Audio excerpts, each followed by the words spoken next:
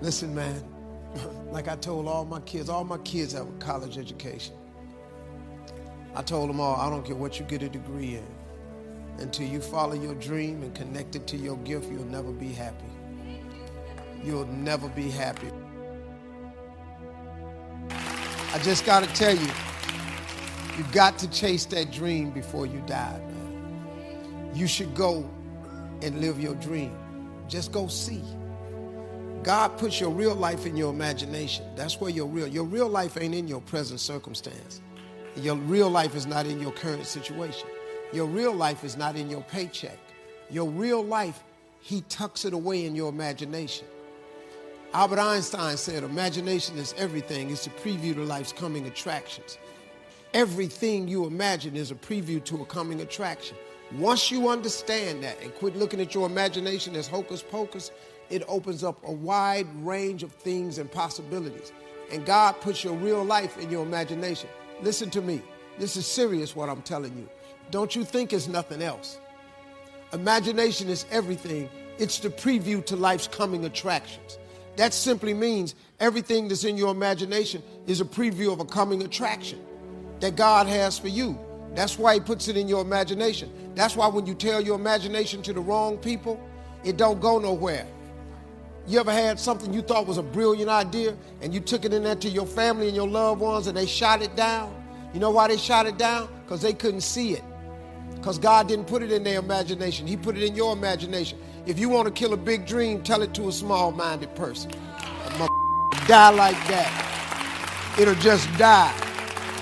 I walked in that house, man, and told everybody I was quitting my job to go be a comedian. Everybody in that house shot that down. My ex-wife shot it down. Her mother-in-law shot it down. My mama shot it down. All my friends shot it down. My brothers and sisters shot it down. Don't you quit your job, go be no comedian. You can't make no money telling no jokes like that. It's 1985. Who you think you are? If I had listened to them, I wouldn't even be here today. But I didn't listen because it was evidently clear to me. God had put it in my imagination that one day I would be on stage. That was an old song that the Temptations had. It was written by Donny Hathaway, and it's called A Song for You. And one of the stanzas in the song I used to sing as a little boy. I've acted out my life on stages with 10,000 people watching, and we are alone, and I'm singing this song for you. I used to always imagine myself in front of 10,000 people. Man, I'm one of the original kings of comedy, man. You know how many people I done been in front of? I done told jokes in front of 44,000 people before. But if I had listened to my mother, who was saved and a Christian and a Sunday school teacher, if I had listened to her, I wouldn't have quit my job. All my brothers, everybody told me, you can't go be no comedian. I left anyway. I won amateur night on October 8th, 1985. I won $50. I went to work the next day, October 9th, 1985. Quit my job. Everybody in my neighborhood called me a fool. I send planes, pick all of them up, take them to shows. All of them. All of them. I chase that dream before you die, man. Bishop Jake said one time, Bishop Jake said, I would hate to die and never do the thing I was born to do. You shouldn't let that happen. So what we've got to do is make that change in those standards. That's where the shifts happen. It doesn't happen any other place. If you want to know the difference in people's lives, it all comes down to what are the things that are musts for you versus shoulds. We said to have an extraordinary life, you got to have an extraordinary psychology, right? Extraordinary psychology means you got to live in an extraordinary state. To be in an extraordinary state, you got to condition your nervous system, your body, your physiology and focus to be at their best. Then to do that, though, you can do that. Why doesn't everybody? Not because you can't. We all have the ability. It's because of our standards. How many of you know if you had your life to live over again, you could have done more than what you've done thus far? Raise your hands, please. Now, that proves the point of what we do, what we accomplish, what we produce in life is only a tip of the iceberg of what's possible for us. I want you to think about some major goal that gives your life a sense of meaning right now. You have something special. It says, ask and you shall receive, but I'm sure it meant ask intelligently. I'm sure that's what God meant. I'm sure he didn't mean bitch and you will receive. Whine and you will receive. I don't think that was the instruction. Now, if you were going to ask intelligently, there might be 5 elements of that. Number one, you'd have to ask specifically, wouldn't you? We wouldn't ask in a general way. People do it all the time. They go, I want more money. Fine, here's $1, get out of here. Very often you're getting what you're asking for. You're just not aware of how general you're asking. Clarity is power. The more clear you are about exactly what it is you want, the more your brain knows how to get there. Your brain is a servo mechanism. It's like a bomb. Those bombs, those missiles, they have a servo mechanism. So if the target moves, it knows what the target is, it follows it. Your brain, when you condition it, knows exactly what to go for, and it'll find a way to get there. Miles Monroe, great orator and speaker, said the wealthiest place on the planet, it's not in the Far East where there's oil in the ground. It's not in South Africa where there are diamond mines. He said the wealthiest place on the planet is the cemetery. Because there you'll find greatness that we've never seen. There you'll find talent and genius and potential never actualized. Perhaps that's why Henry David Thoreau wrote the words, oh God, to reach the point of death, only to realize that you've never lived. Maybe that's why some unknown writer wrote the words, what if you live your whole life only to discover that it was wrong? That it was wrong. That you were chosen to do something else and you didn't do it. Did you ever buy a certain outfit or a certain car and suddenly see that car outfit everywhere? How many of you have had that experience? Say, aye. How come that car outfit's everywhere? It always was everywhere, but now you notice it. And the reason is because there's a part of your brain called the reticular activating system, the RAS. That part of your brain determines what you notice and what you don't notice. Your brain spends most of its time trying to make sure you don't notice because you'll go crazy if you notice everything. But when you decide what's most important to you, your brain goes after it.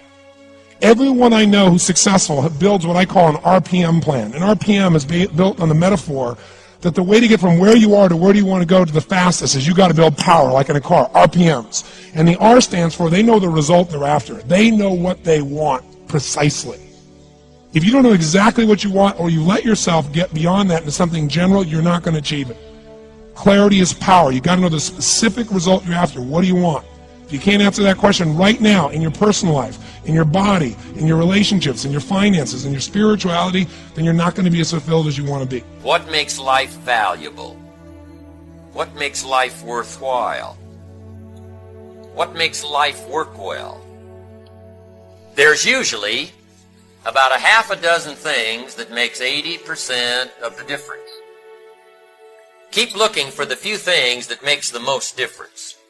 So here's my final message to you, because I've gotten carried away. I thought I was going to send you like a 5-minute message, but as you can see, there's no script here. It's just me going a little crazy with you, but I want to really see you get what you want this year. Don't let this year be like last. And if last year was great, still don't let it be that way. Raise the standard. If your life is perfect and extraordinary, you darn well know you're not going to be happy unless you keep making it better. That's what makes us feel alive. It's not what we get that makes us happy. It's who we become and what we're able to give because we become more. That sense of contribution is what creates the deepest meaning. What's easy to do is also easy not to do. That's the difference between success and failure. That's the difference between pennies and fortune. That's the difference in flourishing and not having much. That's the difference between trinkets and treasures. So, here's my assignment for you if you want one. If you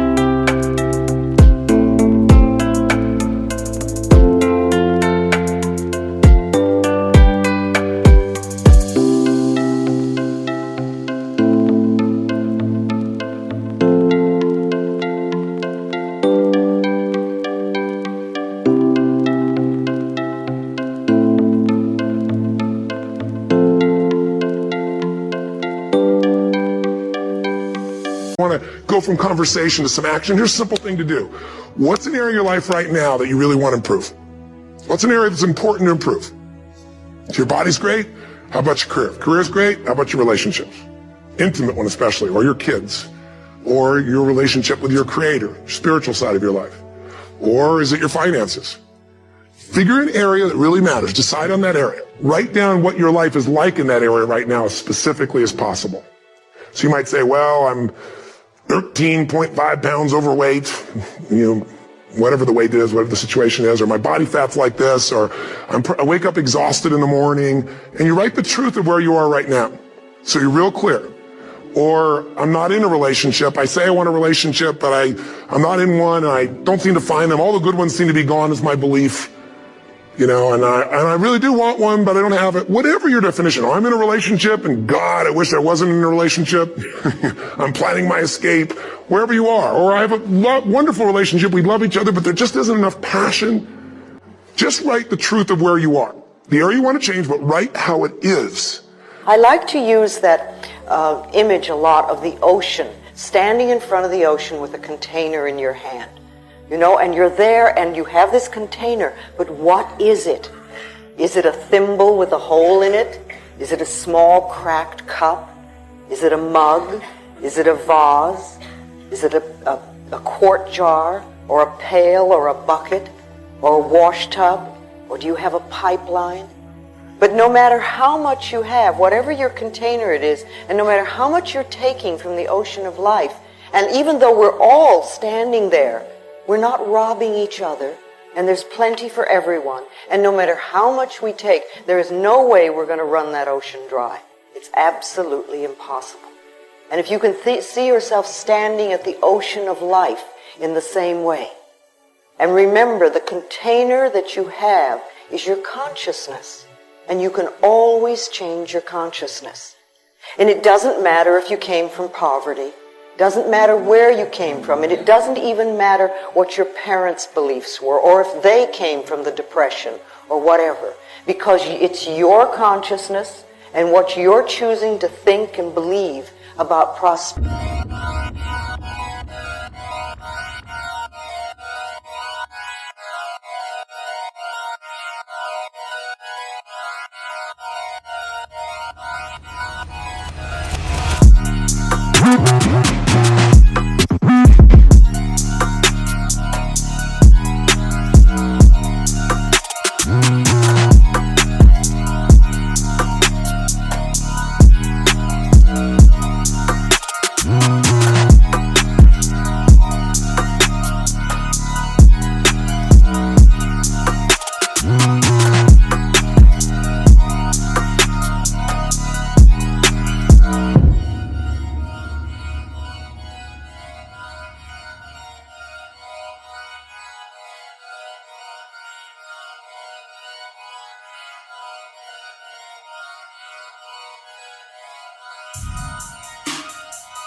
And your ability to deserve it is what's going to create it for you. We're affected by what we learn and what we know and the decisions we make.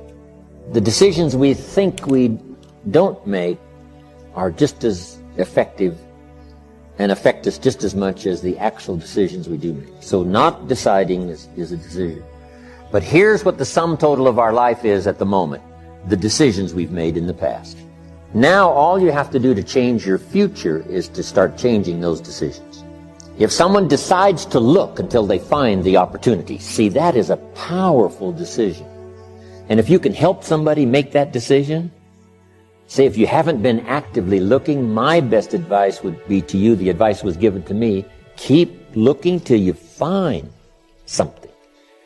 Every week spend some time looking. Because here's an ancient promise. If you keep looking, you will find. The ancient promise says, if you want a door to open, you must knock.